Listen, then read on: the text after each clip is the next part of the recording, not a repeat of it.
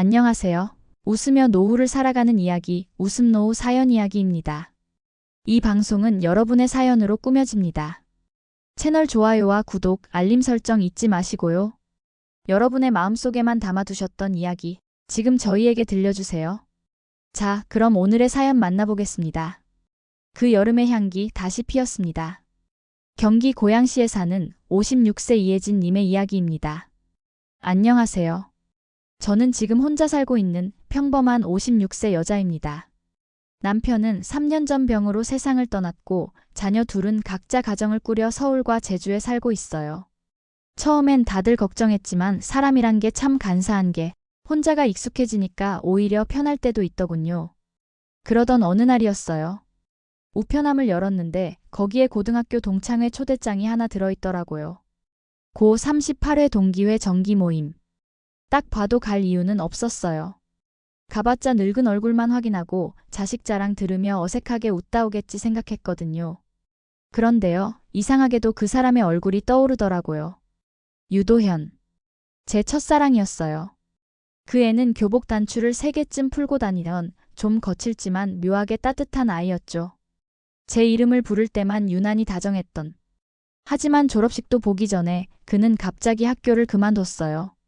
그리고 다시는 소식도 들을 수 없었고요. 그래서 더 그랬던 걸까요? 초대장을 접으려다 손이 멈췄어요. 혹시 그 사람도 나올까? 결국 저는 그날 평소보다 진한 립스틱을 바르고 모임 장소로 갔습니다. 거울을 보면서 스스로도 웃었어요. 이 나이에 뭘 기대한다고. 동창회 장소는 호텔 지하 연회장이었고 안에 들어가니 50명 넘게 모여 있더군요. 누구는 살이 쪘고 누구는 대머리가 되었고 그 중에는 기억도 안 나는 얼굴들도 있었어요. 그런데 딱 한 사람만은 단번에 알아봤어요. 회색 수트를 입은 남자. 유도현. 세월이 흘러도 그 눈빛은 그대로였어요. 어디를 보아도 편안하지 않은 회장에서 그 사람의 눈만은 오직 저를 찾고 있었던 것처럼 느껴졌어요. 그리고 정말로 그 사람이 제게 다가와 이렇게 말했죠. 혜진이 맞지? 그 순간 제 심장은 17살 때처럼 뛰었습니다. 숨이 막혔고 입술이 떨렸고 마치 오래 닫아뒀던 창문을 누군가 확 열어젖힌 것 같았어요. 나 너 다시 만나고 싶었어.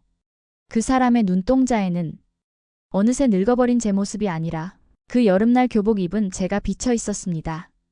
이제 저는 다시 살아가고 있는 느낌이에요. 매주 토요일마다 그 사람과 커피를 마시고 걷고 옛 노래를 들어요. 그리고 어제 그 사람이 제 손을 잡았습니다. 오래 묵은 와인처럼 말라가던 감정이 다시 스며들기 시작했죠. 그런데 그 사람에겐 아직 말하지 못한 이야기가 하나 있어요. 아주 오래전 제가 그 사람의 아이를 가졌던 적이 있었다는 걸. 손을 잡은 그 순간 나는 알 수 있었다. 이건 단순한 추억도 우정도 아니었다. 그 사람의 손끝에서 아주 오랜 갈증 같은 것이 느껴졌어요. 혜진아, 너는 하나도 안 변했다. 그 사람의 말에 웃음이 나왔지만 웃음 속에는 조금의 떨림이 있었죠. 사실 저는 많이 변했어요. 주름이 졌고 머리칼에 흰빛이 섞였고 가슴에선 오래전부터 심장이 아니라 체념이 뛰고 있었거든요. 하지만 그 사람 눈 안에서만은 나는 다시 여자였어요. 그날 이후 우리는 매주 토요일마다 만났습니다.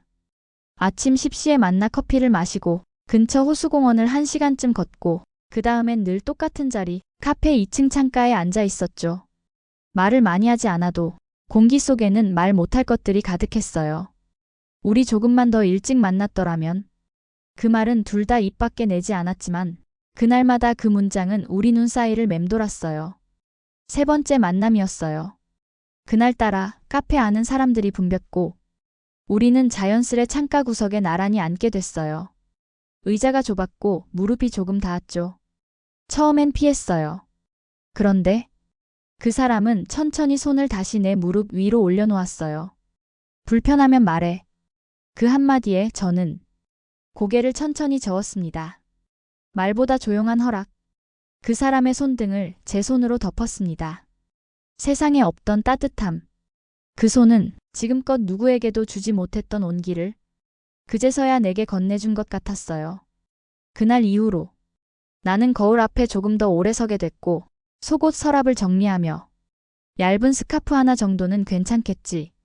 스스로를 설득하게 되었죠. 밤이 되면 그 사람이 마지막에 던진 한마디가 귓가를 맴돌았습니다.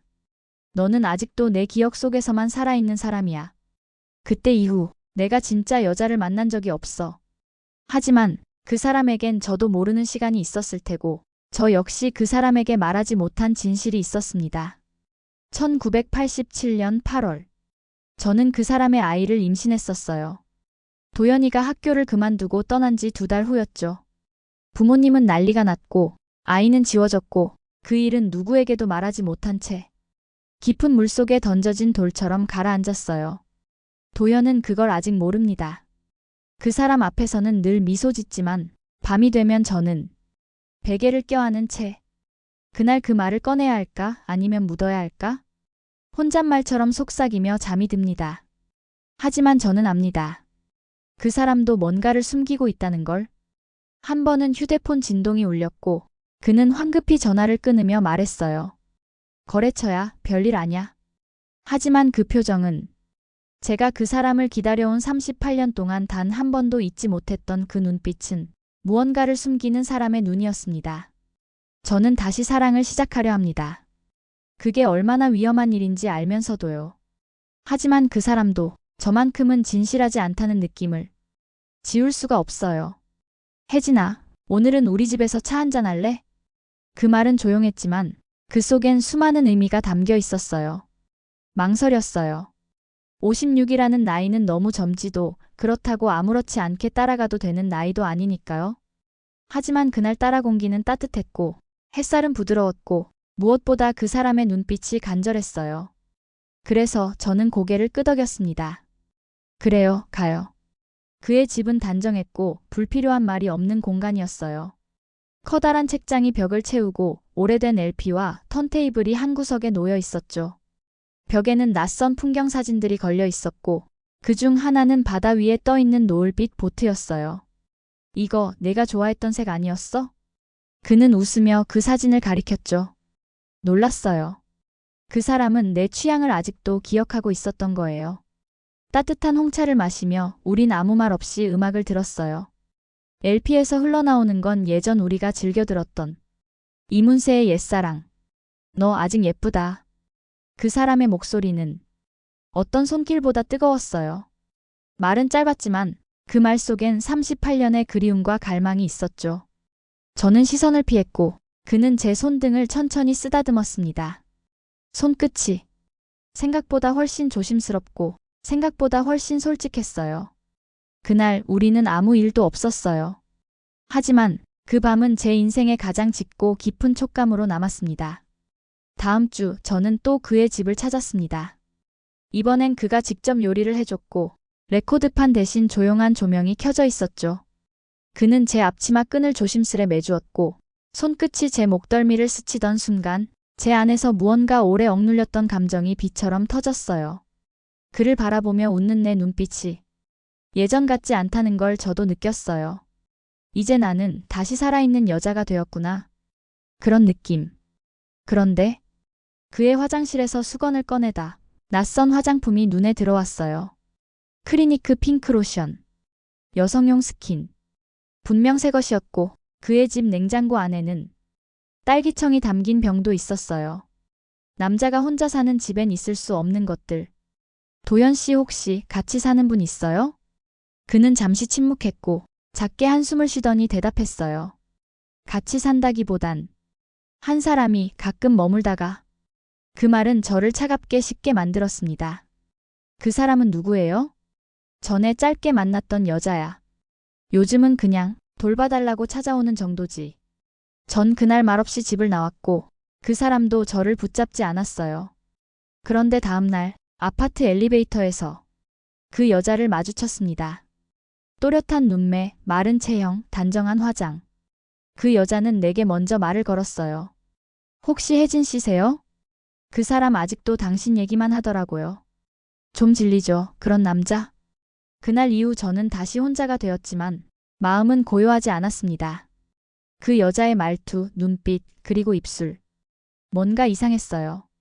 그 여자는 단순한 과거의 여자가 아니에요. 그 사람은 분명히 무언가를 숨기고 있어요. 그리고 이제 그게 뭔지 알아내고 싶어졌습니다.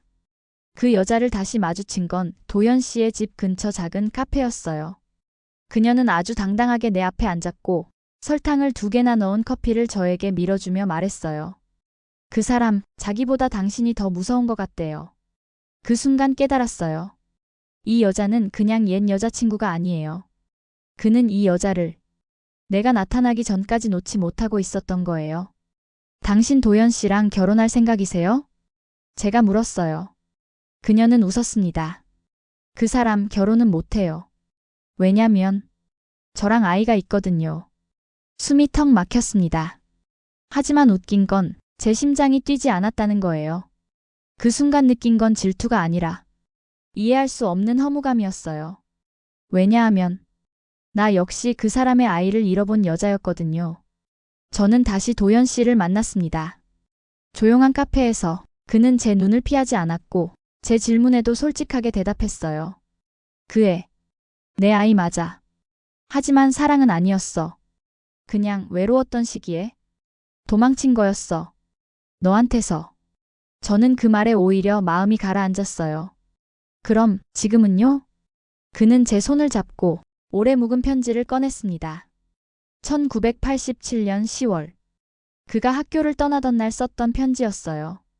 하지만 그 편지는 결국 제게 도착하지 못한 채 그의 책상 서랍 안에만 있었던 거예요. 혜진아, 너를 떠난 건 내가 감당할 수 없어서였어. 너를 너무 좋아해서 네가 다치게 될까봐 무서웠다. 그날 밤 우리는 다시 손을 잡았어요.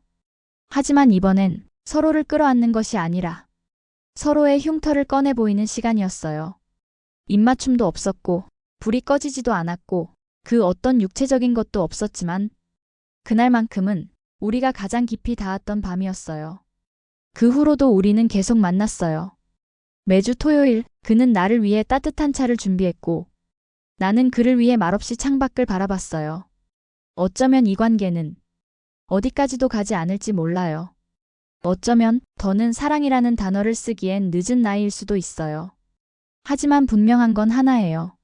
나는 다시 여자라는 걸 기억하게 됐고 그 사람은 나를 사람으로 대했다는 거예요.